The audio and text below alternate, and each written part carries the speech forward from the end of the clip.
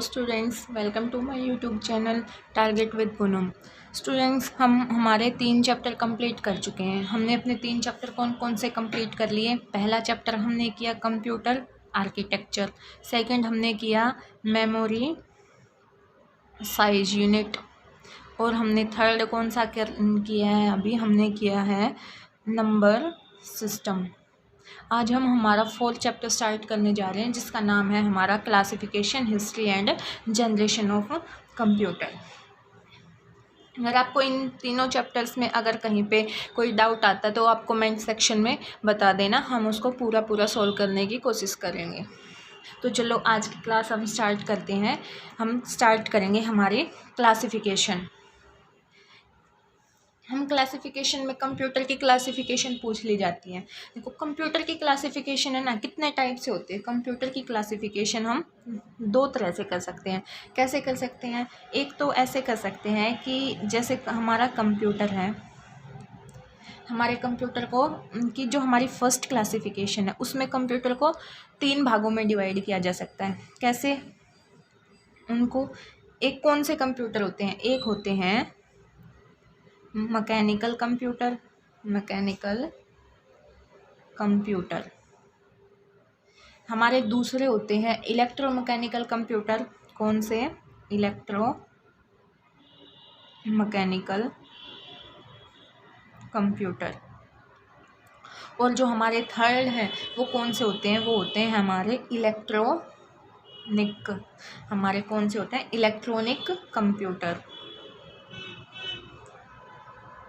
या फिर इसी को इलेक्ट्रॉनिक कंप्यूटर को दूसरा नाम क्या दिया जाता है? इलेक्ट्रॉनिक कंप्यूटर को डिजिटल इलेक्ट्रॉनिक कंप्यूटर भी कहा जाता है। क्या कहा जाता है इसको? डिजिटल इलेक्ट्रॉनिक कंप्यूटर, ये भी कहा जाता है। अब देखो, ये मैकेनिकल कंप्यूटर क्या होता है, इलेक्ट्रोमैकेनिकल क्या होता है, और फिर इलेक्ट्रॉनिक क्या होता है। ये देखो, जो ये हमारे मैकेनिकल कंप्यूटर है, देखो हम जो हमारा स्टार्टिंग में जो कंप्यूटर आया था ना, वो जो एट टाइम का जो कंप्यूटर है वैसा नहीं था। बस स्टार्टिंग में कंप्यूटर का यूज़ क्या किया जाता था? सिर्फ कैलकुलेशन करने के लिए। तो हम कंप्यूटर को क्या भी बोल सकते हैं? हम कंप्यूटर को बोल सकते हैं कैलकुलेटिंग डिवाइस।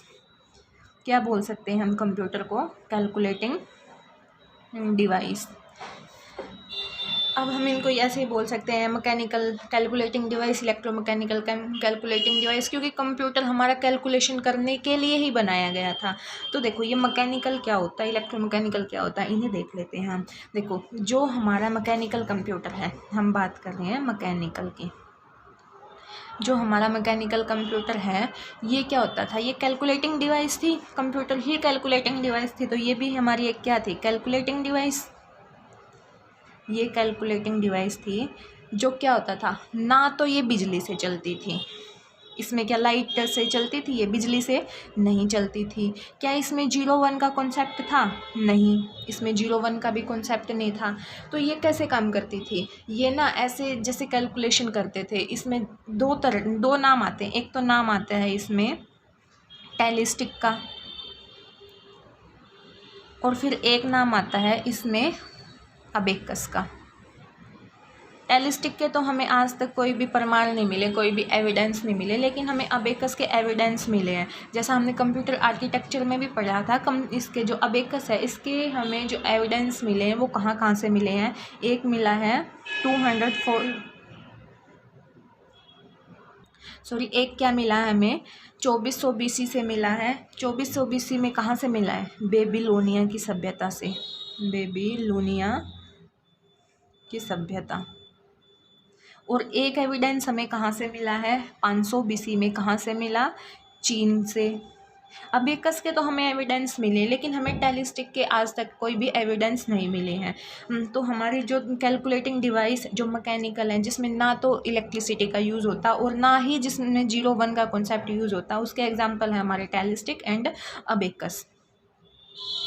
इसमें फिर कैसे कैलकुलेशन की जाती थी, ये ऐसे वैसे होती थी जैसे आजकल हमारा स्केल होता है, उस पे ना मेज़रमेंट के लिए जो लाइंस लगी होती हैं, उसमें भी टेलिस्टिक भी एक ऐसे ही था जैसे कोई पत्थर की छड़ी होती है, उसके ऊपर ना ऐसे लाइनिंग्स बनाई हुई थी, उस लाइन से हम कैलकुलेट करते थे जैसे आज हम स्केल से कैलकुलेट करते हैं वैसे ही। और अबेकस क्या होता था, अबेकस ऐसे होता था जैसे आजकल जो बच्चों को खेलने वाले खिलौने होते हैं ना, जिसमें वे उसमें ऐसे ये लड़ियाँ सी लगी होती हैं और उनमें ऐसे ऐसे जो सर्कल से फंसे होते हैं, स्फीयर से होते हैं, इसको बच्चों को इससे क्या सिखाई जाती है, कैलकुलेशन सिखाई जाती है। तो अबेकस इस तरह का था और टेलिस्टिक थी स्केल टाइप की।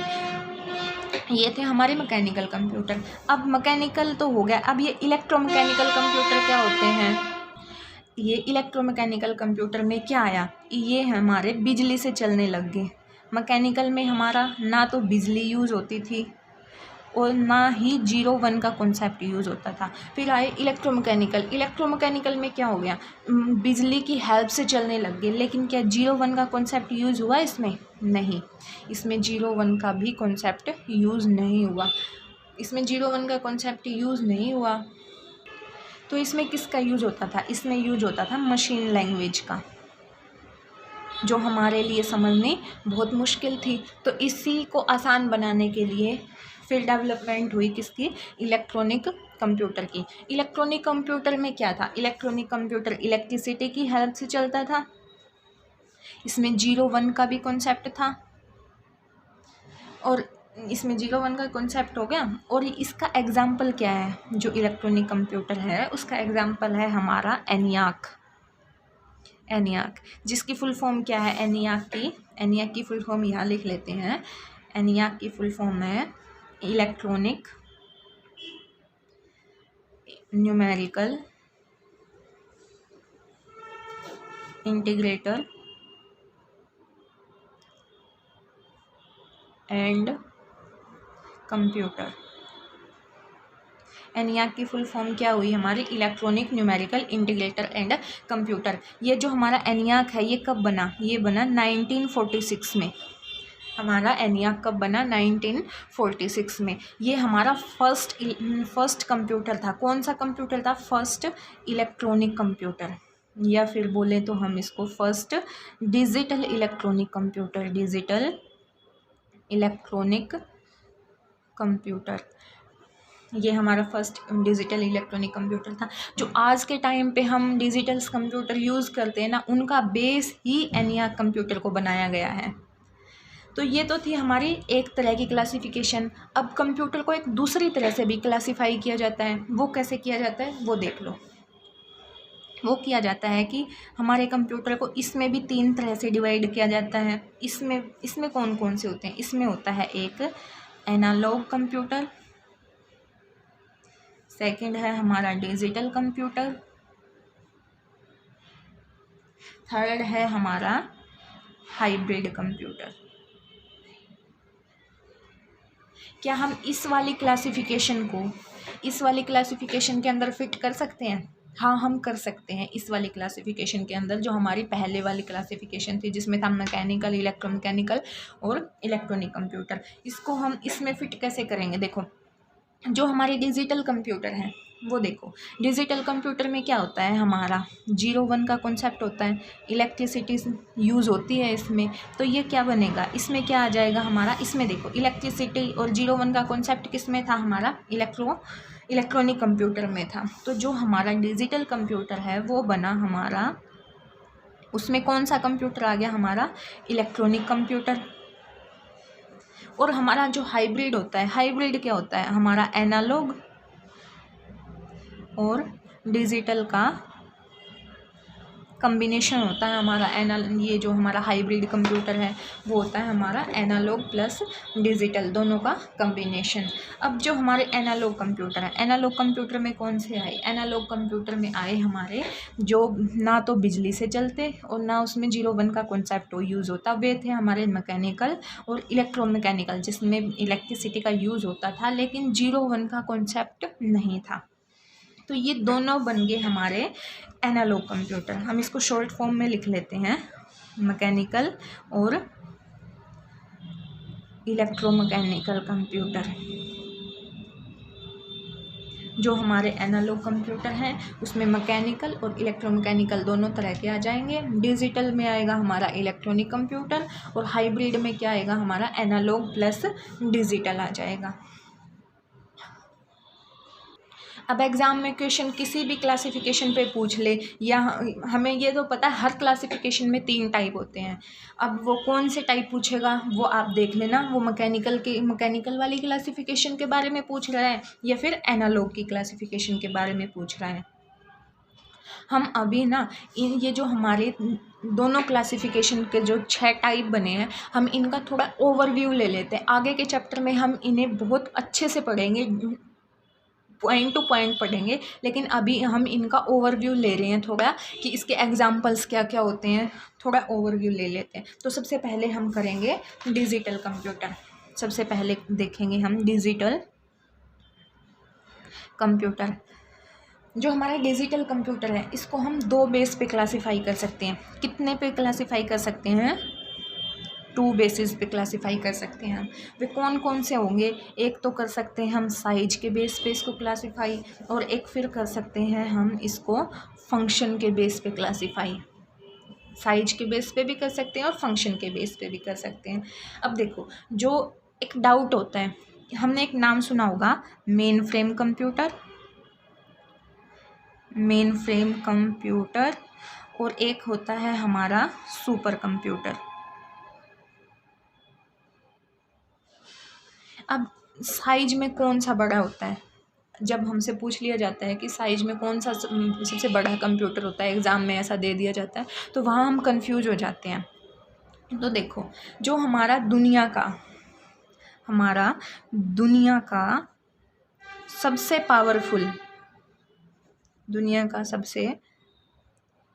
पावरफुल कंप्यूटर कौन सा है? वो है हमारा सुपर कंप्यूटर। दुनिया का सबसे पावरफुल कंप्यूटर होता है हमारा सुपर कंप्यूटर। और दुनिया का सबसे बड़ा कंप्यूटर पूछें, दुनिया का सबसे बड़ा कंप्यूटर वो होता है हमारा मेन फ्रेम कंप्यूटर।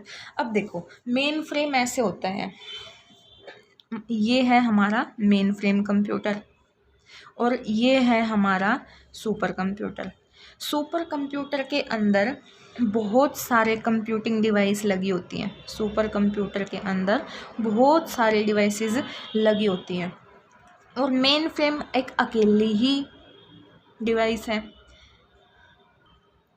तो देखो, अगर हम, ये है हमारा मेन फ्रेम, ये हमारा मेन फ्रेम कंप्यूटर है और ये है हमारा सुपर कंप्यूटर। अब देखो, हम इसकी हर एक डिवाइस के कंपैरिजन में अगर मेन फ्रेम को देखें तो हमारा मेन फ्रेम क्या बना? मेन फ्रेम वो हो गया हमारा, बन गया सुपर कंप्यूटर से बड़ा। हम हर एक डिवाइस के कंपैरिजन में देखें तो सुपर कंप्यूटर की, तो हमारा मेन फ्रेम क्या आता है? बड़ा कंप्यूटर आता है। लेकिन हम मेन फ्रेम कंप्यूटर को पूरे सुपर कंप्यूटर के कंपैरिजन में देखें तो क्या होता है? हमारा मेन फ्रेम कंप्यूटर है जो, वो हमारा सुपर कंप्यूटर से छोटा होता है। अगर हम मेन फ्रेम कंप्यूटर को सुपर कंप्यूटर की हर एक डिवाइस के कंपैरिजन में अलग अलग देखें, क्योंकि ना बहुत सारे कंप्यूटर्स को मिलाने से ही सुपर कंप्यूटर बनता है और ये हमारा एक अकेला कंप्यूटर होता है। अगर हम इसके अलग अलग जो इसकी कंप्यूटिंग डिवाइस है, जो इसके अलग अलग कंप्यूटर्स हैं, उन सभी के कंपैरिजन में देखें तो हमारा मेन फ्रेम बड़ा हो गया। और अगर सुपर कंप्यूटर के पूरे के कंपैरिजन में देखें, पूरे में क्या आ गया? ये सभी एक जगह दिखेंगी, तो मतलब पूरे स्ट्रक्चर के बेस में देखें थे इसको, तो इसमें क्या बनेगा? मेन फ्रेम छोटा हो जाएगा सुपर कंप्यूटर से। तो जो हमारे सुपर कंप्यूटर है, सुपर कंप्यूटर सबसे पावरफुल होता है। तो सबसे पावरफुल में किस किस के नाम आते हैं सुपर कंप्यूटर में? सबसे पावरफुल है जापान का कंप्यूटर। जापान का, ये हम बात कर रहे हैं सुपर कंप्यूटर की। इसमें सुपर कंप्यूटर में सबसे पावरफुल है जापान का, उसका नाम क्या है? फोगाकू। और फिर अगर हम भारत की बात करें, इंडिया की बात करें, तो भारत में कौन सा है? प्रत्यूष। सबसे पावरफुल है जापान का फोगाकू, और अगर हम भारत के रिगार्डिंग बात करें तो हमारा है प्रत्यूष। अब देखो, हम डिजिटल कंप्यूटर की बात कर रहे थे साइज के रिस्पेक्ट में, हम साइज के रिस्पेक्ट में डिजिटल कंप्यूटर की बात कर रहे थे। इसमें क्या क्या आता है, इसमें एक कंप्यूटर आता है main frame, main frame computer. एक आता है हमारा सुपर कंप्यूटर, एक आता है हमारा मिनी कंप्यूटर, एक आता है हमारा माइक्रो कंप्यूटर।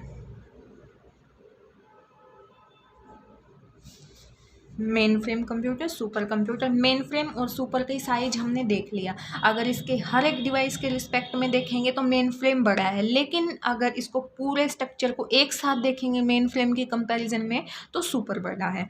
तो इसमें क्या होगा, मेन फ्रेम सुपर का हमने साइज देख लिया। फिर आता है साइज में हमारा मिनी कंप्यूटर, और फिर उससे मिनी कंप्यूटर से भी छोटा होता है साइज में हमारा माइक्रो कंप्यूटर।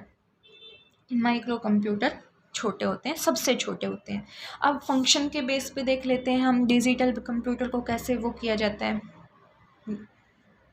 अब देखो, सबसे पहले होता है फंक्शन के बेस पे हम डिजिटल कंप्यूटर को क्लासिफाई करते हैं सर्वर कंप्यूटर के नाम पे, सर्वर कंप्यूटर। इसमें क्या होता है, इसमें ना अगर आप बात करोगे कि सर्वर कंप्यूटर का साइज क्या होता है, सर्वर कंप्यूटर का कोई भी स्पेसिफिक साइज नहीं होता, no any specific size. Server computer का कोई भी स्पेसिफिक साइज क्यों नहीं होता, देखो जैसे हम फेसबुक की बात कर लेते हैं, फेसबुक का सर्वर कंप्यूटर कहाँ है, अमेरिका में। अमेरिका में अब जितने भी दुनिया में जो हमारे फेसबुक हैं उनका सुपर कंप्यूटर वो है हमारा कम उसमें अमेरिका में है, तो कितना वो बहुत बड़ा होगा ना, क्योंकि वो पूरी दुनिया के फेसबुक के डाटा को अपने अंदर स्टोर कर रहे हैं। लेकिन ये नहीं है कि हमेशा ही सर्वर कंप्यूटर इतना बड़ा होगा। हम अपने एक कंप्यूटर को भी, मान लो हमारे जो हम लैब में काम कर रहे हैं या हम जहाँ भी काम कर रहे हैं, ये हमारा मेन कंप्यूटर है, और इस लैब में और भी बहुत सारे कंप्यूटर हैं। इन कंप्यूटर्स का ये सर्वर कंप्यूटर है। हम अपने पीसी, ये पीसी है, हम अपने पीसी को भी सर्वर कंप्यूटर बना सकते हैं, और एक बहुत बड़ा सर्वर कंप्यूटर भी हो सकता है। तो हम सर्वर कंप्यूटर के ना साइज को स्पेसिफाई नहीं कर सकते, हम कितने भी छोटे से छोटे और बड़े से बड़े कंप्यूटर को हम सर्वर कंप्यूटर बना सकते हैं। फिर एक आता है हमारा फंक्शन के बेस पे ही आता है वर्क स्टेशन। वर्क स्टेशन, अब वर्क स्टेशन क्या होता है, जब एक पीसी की, वर्क स्टेशन देख रहे हैं हम क्या होता है, जब एक पीसी की अक्षमताओं को बढ़ा दिया जाता है, जब एक पीसी की अक्षमताओं को बढ़ा दिया जाता है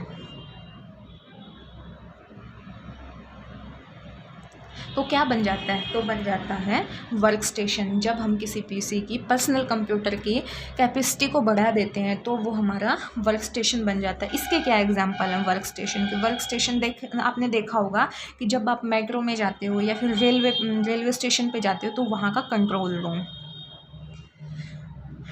कंट्रोल रूम ऑफ मेट्रो या फिर रेलवे, इसमें बहुत सारे बड़े बड़े कंप्यूटर लगे होंगे जिसके ऊपर हर एक मेट्रो का, हर एक जो हमारी ट्रेन आ रही है उसका टाइमिंग, उसकी लोकेशन, हर सब कुछ उस पर दिखाया जाता है। उसी से हमें पता चलता है कि कहाँ, किस ट्रेन में, किस मेट्रो में क्या गड़बड़ हुई है, और अगर कोई मेट्रो बाई चांस किसी गड़बड़ होने की वजह से रुक गई है तो हम नेक्स्ट जो हमारी मेट्रो आ रही है उसको हम इंस्ट्रक्शन दे देते हैं कि उस लाइन पे आगे मत जाना वरना एक्सीडेंट हो जाएगा। ये सभी काम हमारे सुपर कंप्यूटर के होते हैं जो हमारा डिजिटल कंप्यूटर है। और उसको क्या बोलते हैं, क्योंकि हमने पीसी की जो कैपेसिटी है उनको इंक्रीज़ करके बनाया है, तो वो हमारे क्या होते हैं, वो हमारे होते हैं वर्क स्टेशन। फिर एक इसमें जो फंक्शन है, फंक्शन के ही उसमें होता है हमारा एम्बेडेड सिस्टम। एम्बेडेड सिस्टम, अब ये एम्बेडेड का मतलब क्या होता है, इसमें एम्बेडेड का मतलब होता है ऐसी डिवाइस, एम्बेडेड सिस्टम होता है हमारा ऐसी डिवाइस जिसमें इंस्ट्रक्शन, जिसमें क्या किया हो, इंस्ट्रक्शन पहले से ही दे दी गई हो। इसके एग्जाम्पल क्या होते हैं, देखो आजकल जो हम घरों में क्या लेके आते हैं, फुली ऑटोमेटिक वॉशिंग मशीन लेके आते हैं, उसमें क्या होता है, हम कपड़े डालते हैं, हम उसको नहीं बताते ना किस टाइम पे आपको कौन सी रोटेशन लेनी है, किस टाइम पे पानी लेना है, किस टाइम पे पानी बाहर निकालना है, फिर हम बस उसमें कपड़े डाल देते हैं और वो पूरी प्रोसेस करके हमें लास्ट में देती है। तो ये इसमें क्या, सब कुछ पहले से इंस्ट्रक्शंस जो उसके अंदर आईसी चिप्स लगी हुई है ना, उसमें पहले से ही वो सारी इंस्ट्रक्शंस फीड की गई हैं, हमें उसको कुछ भी बताने की ज़रूरत नहीं है। ये हो गया जैसे हमारा एम्बेडेड सिस्टम। एक होता है हमारा रोबोट। जैसे बड़ी बड़ी जो मशीनें बनती हैं, हमारी गाड़ियाँ बनती हैं, उसमें क्या होता है, उनके इतने बड़े बड़े हैवी पार्ट्स होते हैं, उसको इंसान नहीं उठा सकता, तो वहाँ पे क्या होता है, एक रोबोटिक आर्म लगी होती है, वो क्या करती है, सामान को उठाती है और जो जहाँ पे सामान आगे बढ़ता रहता है उस वाली जगह पे उसको रख देती है। तो ये उसमें क्या होता है, इसमें भी तो इंस्ट्रक्शंस पहले से इंस्ट्रक्शन दे दी गई हैं कि आपको ऐसे ऐसे काम करना है, उसमें बार बार थोड़ी ना कोई वो करता है, एक बार इंस्ट्रक्शन दे दी वो उसी तरह से काम करता रहेगा। ये होता है हमारा एम्बेडेड सिस्टम। इसका एक और एग्जांपल होता है जो कंप्यूटराइज्ड पैरासूट होते हैं। कंप्यूटराइज्ड पैरासूट, ये भी क्या होते हैं, कंप्यूटर से ओपन होते हैं, इसमें भी पहले से ही इंस्ट्रक्शन दे दी गई होती हैं। तो ये हमारा था डिजिटल कंप्यूटर का ओवरव्यू। हम इनको सभी को डिटेल में पढ़ेंगे। अब देख लो, जो हमारा हमने सबसे पहले क्या देखा था, सबसे पहले देखा था मैकेनिकल कंप्यूटर। इसके एग्जाम्पल हमने देख लिए। इसके एग्जाम्पल क्या थे हमारे, इसके एग्जाम्पल हमारे थे टेलीस्टिक एंड अबेकस। फिर है इलेक्ट्रोमैकेनिकल कंप्यूटर। इलेक्ट्रोमैकेनिकल क्या होता था, बिजली से चलता था और उसको मशीन लैंग्वेज समझ में नहीं आती थी। फिर हमारा आया इलेक्ट्रॉनिक कंप्यूटर। इलेक्ट्रॉनिक कंप्यूटर देखा हमने, क्या हुआ, जो डिजिटल कंप्यूटर था, इसको इलेक्ट्रॉनिक कंप्यूटर को डिजिटल इलेक्ट्रॉनिक कंप्यूटर भी बोलते हैं। ये इलेक्ट्रिसिटी के बेस उस पर चलता था। 01 का भी कॉन्सेप्ट यूज़ होता था। इसमें फर्स्ट जो डिजिटल इलेक्ट्रॉनिक कंप्यूटर आया वो कौन सा आया, हमारा ENIAC, जिसकी फुल फॉर्म क्या थी, electronic numerical integrator and computer. यही हमारा फर्स्ट इलेक्ट्रॉनिक कंप्यूटर था। तो कब, ये जो हमारा फर्स्ट इलेक्ट्रॉनिक कंप्यूटर था ये कब बना, ये बना हमारा 1946 में। फिर आया हमारा एनालॉग कंप्यूटर, जिसमें हमने क्या किया था, मैकेनिकल प्लस इलेक्ट्रोमैकेनिकल कंप्यूटर, इन दोनों को भी हम एनालॉग कंप्यूटर बोल सकते हैं। इसमें क्या है, इसके एग्जांपल्स क्या थे एनालॉग कंप्यूटर के एग्जांपल्स देखो। इसमें जैसे थर्मोमीटर होता था, जैसे हमें कोई बुखार हो जाता तो हमारे जीभ के नीचे वो रखते थे, फिर उसको ऐसे उठा के आंखों के सामने देखते थे कि वो किस लाइन पे गया। उसमें कोई डिजिटल नहीं दिखता था, उसमें संख्या लिखी नहीं आती थी, हम उसमें एस्टिमेट लगाते थे थर्मोमीटर। और एक इसमें एग्जाम्पल आता है मोनियाक कंप्यूटर।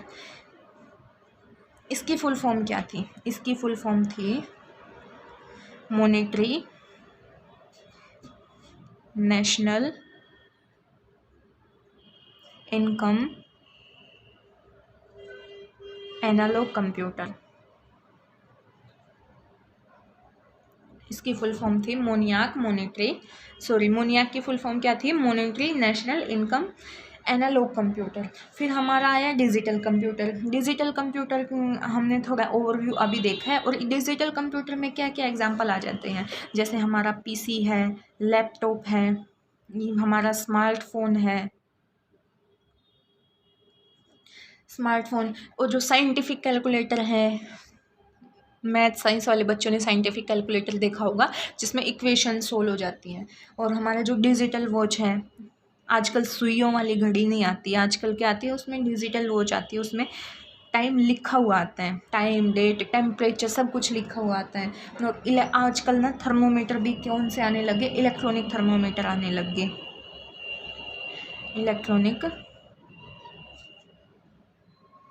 इलेक्ट्रॉनिक थर्मोमीटर आते हैं आजकल। और क्या होता है हमारा, फिर हमने देखा कि जो हमारा हाइब्रिड कंप्यूटर है, हाइब्रिड क्या होता है, एनालॉग और डिजिटल को मिलाने से जो बनता है वो हमारा हाइब्रिड कंप्यूटर होता है। ये हाइब्रिड कंप्यूटर आपने देखा होगा कहाँ लगा होता है, ICU में।